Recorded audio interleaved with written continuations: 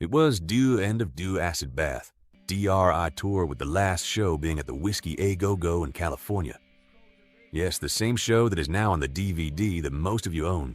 We decided since we are just a few miles from the record label, which was actually just a can-do Ron lived in, that we would stop by and see how good the record sales was from the tour, which bar contract we had.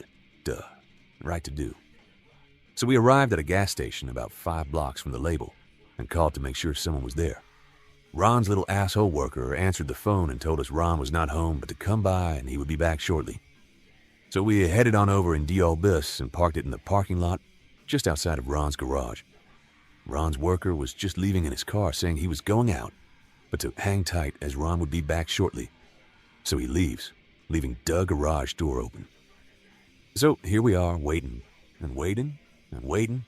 Next thing you know, 2 cop cars come pulling in yelling for us to get up against the wall. We was like, hey, what's going on? The cop said he got a call saying we had broke into the garage or the record label. We was shocked to say the least and started explaining that we was signed to the label and had just stopped by to see how record sales were going since we had just finished a complete US tour. Then we asked, well, who called you guys anyways? The cop points to the front door and says, he did. And who do you suppose was standing at the Deliard in his PJs? You guessed it. Ron Peon Pedersen himself. What a total cocksmoker.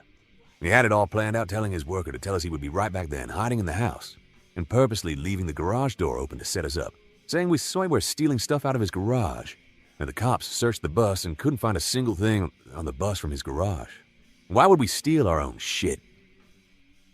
Ron, being the little bitch that he is, wouldn't even come out of the house and talk to us. And we ended up being escorted to the city limits by the cops and told, go home to Louisiana and don't come back. That was the day we knew Ron Peterson was the biggest prick in the world.